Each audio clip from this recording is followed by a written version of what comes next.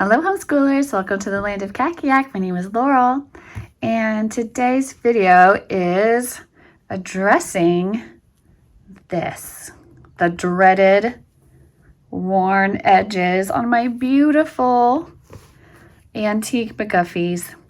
So I just went on Amazon and I just guessed, this was not a scientific process, how big I should get.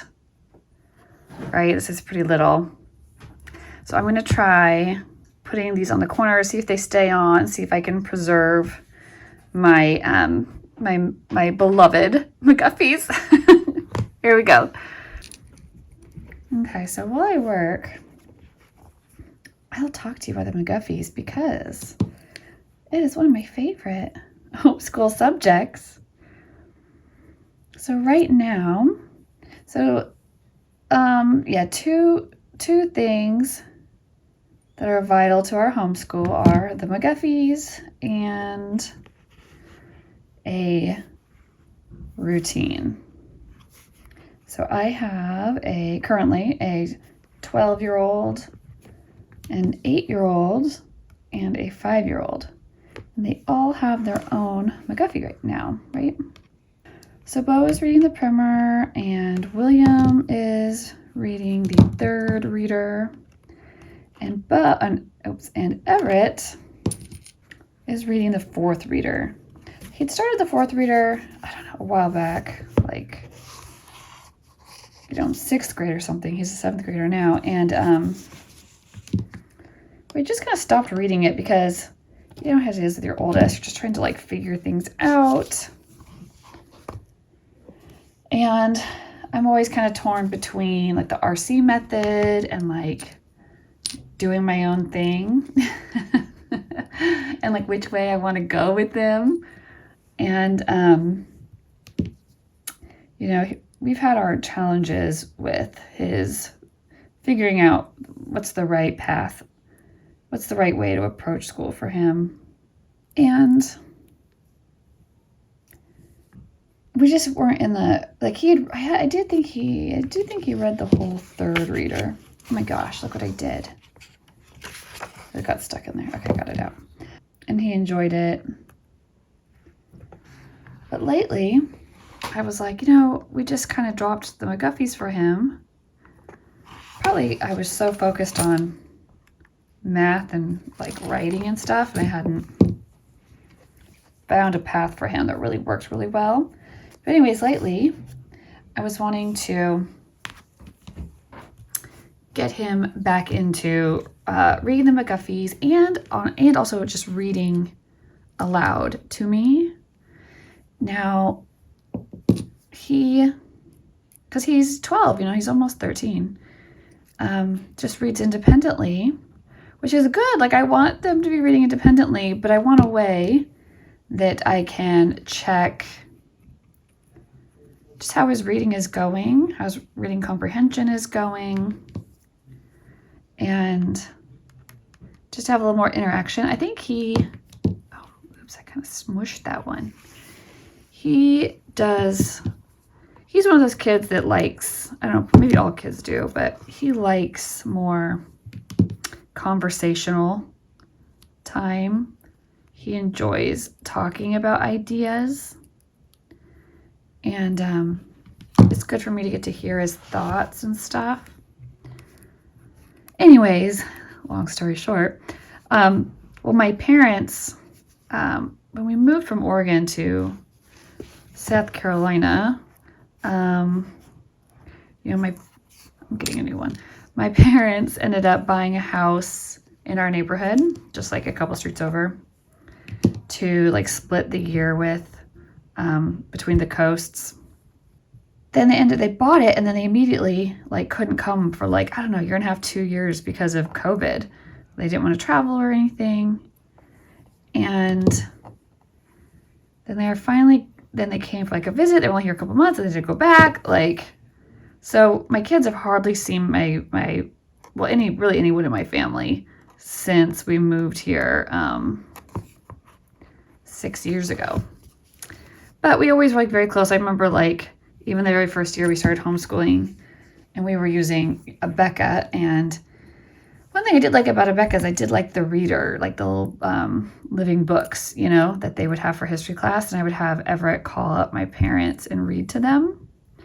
And because they love reading, and my dad's kind of a history buff. He was a history teacher when he started out in life before I was born. He switched careers, but he's good. He's a good one to like talk to about that stuff. It's an area of interest for him. But anyways, they have been coming over, or he has been coming over in the morning because, like, you know, they're retired now. They're here for a couple months, and it's been so great to have them. It's been so nice. Like, I call them on Sunday, and I'm like, "Are you guys up? Are you guys ready for church? I'm coming to get you." And my dad's like, "Oh, honey, I don't know. I just woke up. I slept in. You'll have to go without me." And I'm like, "Nope. It's payback time. All those years you took me to church. You get yourself ready. I'm going to be there in 10 minutes. Like, how the roles have reversed, right? My parents love church, but anyways, my dad, he likes to get up and like do something in the morning. You know, he's a lifelong, you know, he owned his own company. He's just the hardest worker, you know, and he just always had somewhere to be, somewhere up, something to do, a project to work on, and a place, somewhere to go, errands to run or whatever. And like old habits die hard, you know, so he's still like up and ready to like go do something, see somebody. So I've been like having him come over. I was like, when you're ready for your coffee in the morning, just like come over because we'll be up during school. And I have been saving my McGuffies mostly for the older two. For William, he in the third reader, and Everett, I brought back out the fourth reader. And I've been saving that until he gets here so that they can read to Opa. And you know, they're just the right, you know, length. They're not too long, the reading passages. And, you know, we talk about, you know, whatever. The third reader that William is currently in, so it doesn't have any like discussion questions or exercises in it. It's just the lesson words so far. An interesting one though, because halfway through the book it switches over from, like, this is what he's reading right now. Today he read A Moment Too Late, right? So they have these words, these lesson words pulled out in isolation from the beginning, which, you know, we're still talking about affixes and things like that. So I can still use those as teachable moments.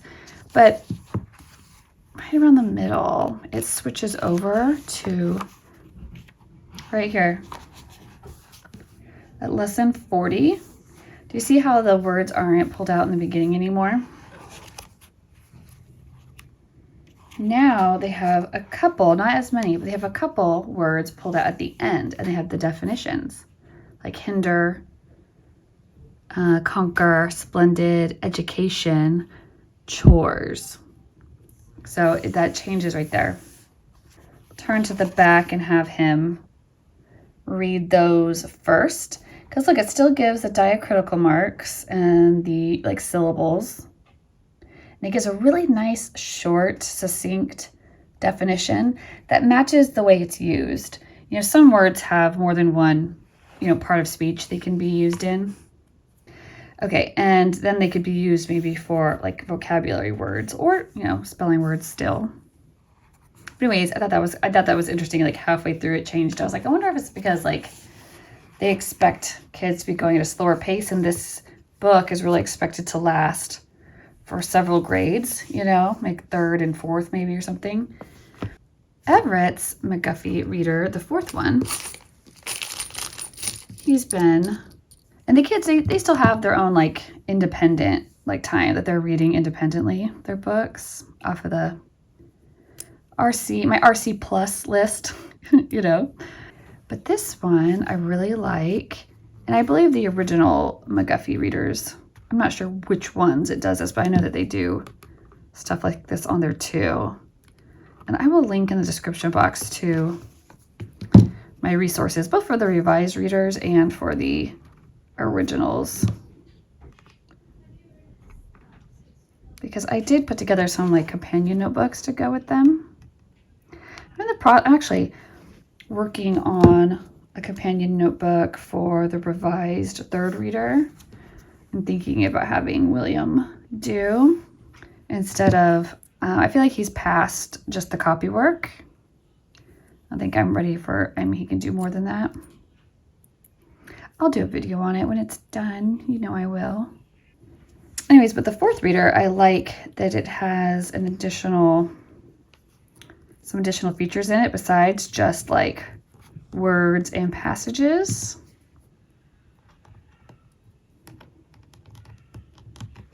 He has, okay, today we were reading a poem, which some of them, like if it's a poem, they don't have as much, but look at this one. So he read the story, Why the Sea is Salt. It actually took 2 lessons worth of reading to get through it, but see here at the end, look, they have the definitions of a few words. They've got devoutly, reflecting, landmark, extraordinary, whirlpool. And then look, they have exercises. What is a fairy tale? What fairy people are told about in this story? How did the poor man find the way to the land of the dwarves? Do you think the old man would have told him if the poor man had not been so polite? So it's like these thoughtful little questions that you could totally have your student give a written response to. And I did pull out my paragraph writing and editing bookmark. Oh, I glued the editing marks one to it on the back. But I just thought, because if they were writing this in, paragraph form in response, it'd be nice to have that little paragraph writing and editing notebook in the book for them. So they were like reading it, and then they'd sit down and do their definitions or their exercises. And then they could go through and see if this would, help shore up their paragraph. Anyway, so I really like that it has the definitions and the exercises, because then you could be getting, spelling and vocabulary using these words, and then, reading comprehension and some paragraph composition. Okay, are those going to come off? I don't think so. Okay, I'm going to stick the last 2 on. This came with so many. Look at that. There's so many more. It was really, I want to say it was about $5 or something. So it was really inexpensive. But these are definitely meant for like thinner. I'll link these for you, but in case you have some McGuffies, these are working well for these thin ones. Look how pretty. It looks like jewelry for your book. Okay, what do you think? How's it look? I love it. I wish I would have put these on sooner. Okay, I'm going to put them on the rest of my set. There we go.